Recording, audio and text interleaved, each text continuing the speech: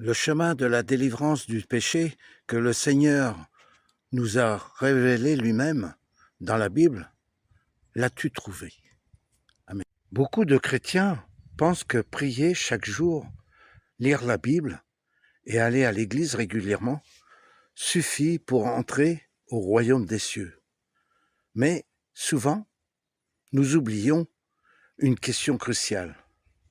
Même en priant et en lisant la Bible, tous les jours, nous restons liés au péché. On sait qu'il ne faut pas se mettre en colère, mais on ne contrôle pas notre tempérament. On sait que mentir est mal, mais parfois les paroles sortent malgré nous. Amen. Quiconque se livre au péché est esclave du péché. Or, l'esclave ne demeure pas toujours dans la maison. Le Fils y demeure toujours. C'est écrit dans Jean, chapitre 8, versets 34-35.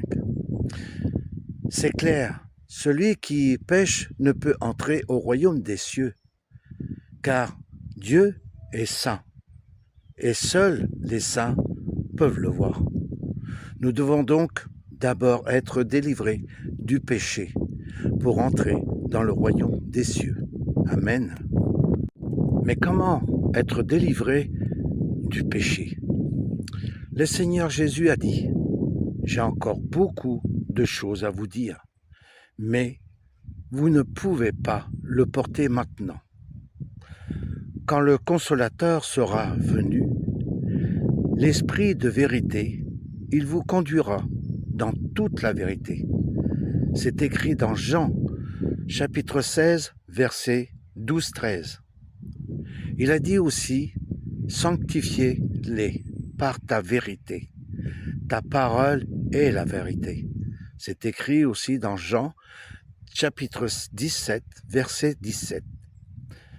À travers ces paroles, nous comprenons que lorsque, de son retour, le Seigneur prononcera encore des paroles qui sont la vérité, qui nous sauvent, nous délivre du péché et nous rend saints.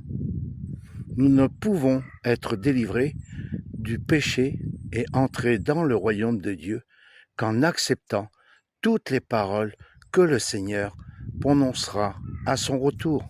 Amen. Veux-tu savoir comment recevoir ces vérités et être libéré du péché? Rejoins notre groupe d'études gratuites où la parole de Dieu te guidera pas à pas sur le chemin de la délivrance et de l'entrée au royaume des cieux. Le lien est dans ma bio. Sois béni. Amen.